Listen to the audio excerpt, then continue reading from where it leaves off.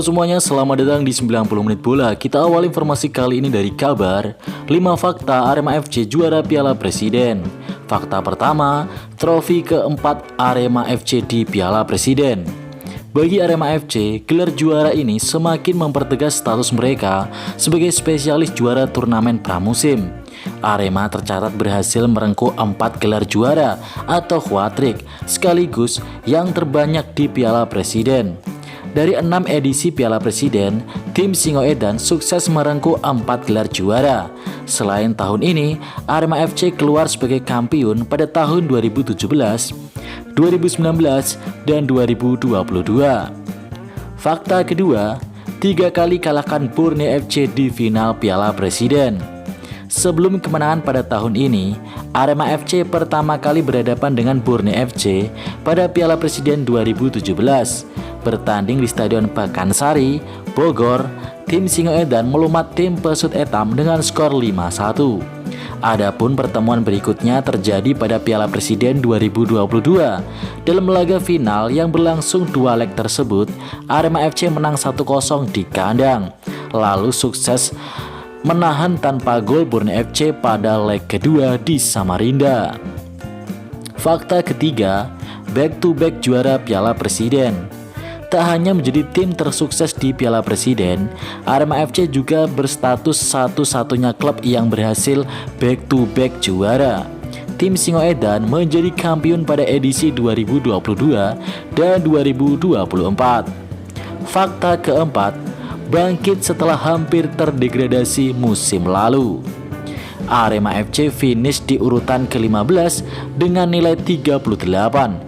Unggul 3 poin atas Ran Nusantara FC yang menempati posisi ke-16 atau batas akhir zona merah.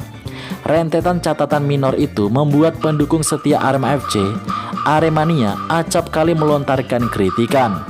Namun kini, Arema di bawah asuhan pelatih anyar Joel Corneli berhasil kembali meraih titel juara Piala Presiden 2024. Arema sumbangkan hadiah juara untuk korban Kanjuruhan. Manajemen Arema FC tak melupakan korban tragedi Kanjuruhan yang terjadi pada Oktober 2022 lalu. Klub berlogo singa mengepal ini pun mempersembahkan kemenangan ini kepada para korban tragedi tersebut dan keluarga mereka. Kami ingin mempersembahkan gelar juara ini kepada seluruh keluarga korban tragedi Kanjuruhan, ujar General Manager Arema FC Yusrinal Fitriandi dalam rilis yang didapat oleh Polanet.com. Lebih lanjut, sebagai bentuk rasa syukur mereka, manajemen Arema FC berencana menyumbangkan 13,5% dari total hadiah kepada keluarga 135 korban jiwa tragedi Kanjuruhan. Agar tidak menjadi fitnah, maka masing-masing keluarga korban akan mendapatkan 5 juta rupiah, ujar manajemen Arema.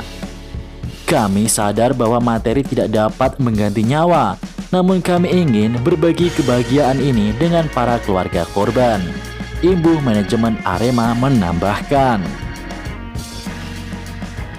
Charles Lokolinggoy incar gelar top skor BRI Liga 1. Pemain Arema FC Charles Lokolinggoy mengaku ingin mendapatkan gelar top skor Liga 1 2024-2025. Hal tersebut diungkapkan Lokolinggoy setelah mengantar Arema FC menjadi juara Piala Presiden 2024.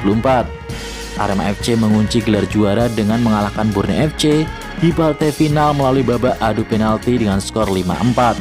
Sebelumnya di babak normal 1-1. Pemain berposisi sebagai striker itu sukses mengemas 3 gol. Akan tetapi, Lokolinggoy gagal meraih gelar top skor Piala Presiden 2024 karena kalah dengan Ramadan Sananta yang mencatatkan gol yang sama. Namun Sananta terpilih menjadi top skor karena memiliki catatan tercepat dalam mencetak gol. Meski begitu, Lokolinggoy tak perlu berkecil hati.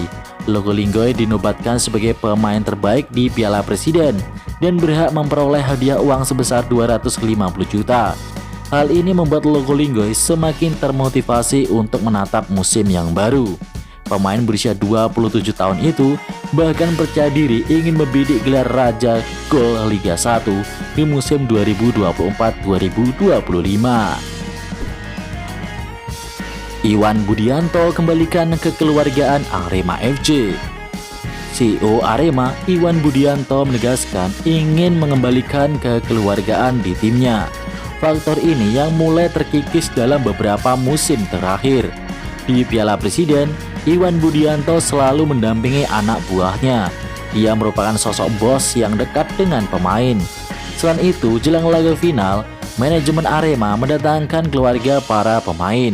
Sebelum bertanding, pemain bisa bertemu dengan orang-orang yang dicintainya. Mereka yang dijadikan Arema sebagai supporter di dalam stadion. Pemain Arema berjuang mati-matian juga untuk keluarganya yang hadir di tribun penonton Stadion Manahan Solo. Indisipliner Persebaya hukum Tony Firmansyah. Persebaya Surabaya mengumumkan deretan pemain yang masuk skuad di BRI Liga 1 musim ini.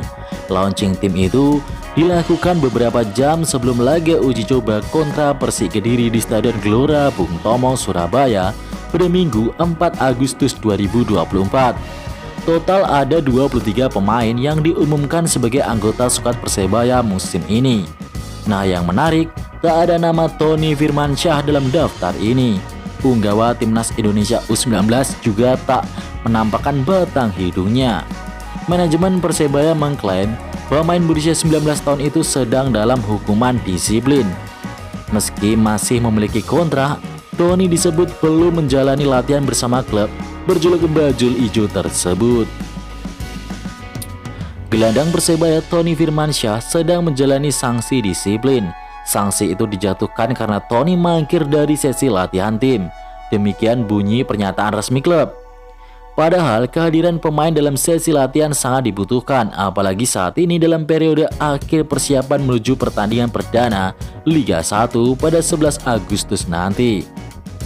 Permasalahan ini terjadi setelah Tony bersama Timnas U19 usai juara Piala AFF belum kembali ke tim.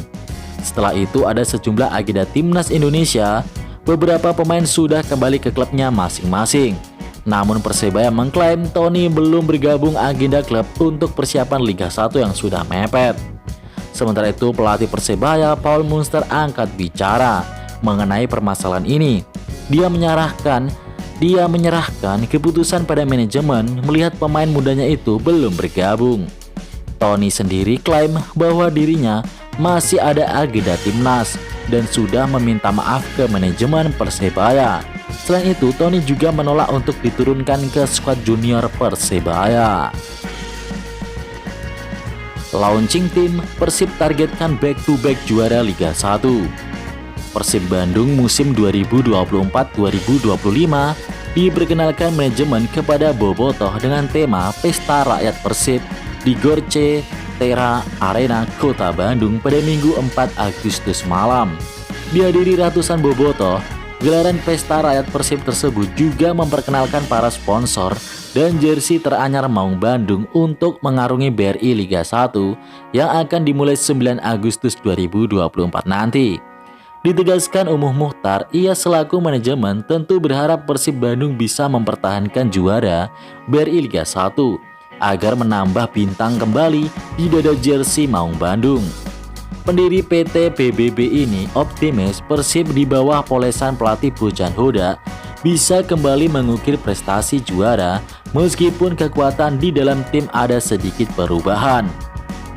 Walau ada perubahan, kami harus optimis, semua semangat untuk mempertahankan juara dan pemain pun terlihat ada keinginan untuk juara lagi, imbuh Umuh Mukhtar. Tak hanya di BRI Liga 1, manajer berusia 76 tahun itu juga berharap Persib bisa berprestasi di tingkat Asia, di mana Sir Alves dan kawan-kawan akan mengarungi AFC Champions League 2. Kalah lagi lawan Arema FC, Borneo sangat kecewa. Borneo FC tak bisa menyembunyikan rasa kecewa mereka menyusul kegagalan meraih gelar juara Piala Presiden 2024. Pesut Etam julukan Borneo menilai bahwa kegagalan pada partai final turnamen ini melalui babak penalti cukup mengecewakan. Saya ingin memberi selamat kepada kubu Arema FC yang sudah memenangi Piala Presiden 2024. Kami hampir jadi juara.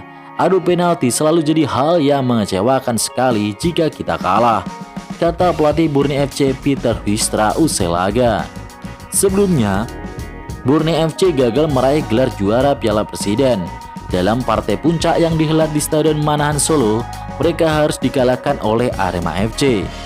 Gelar runner-up ini menjadi yang ketiga kalinya bagi Borneo FC setelah juga gagal di final pada edisi 2017 dan 2020.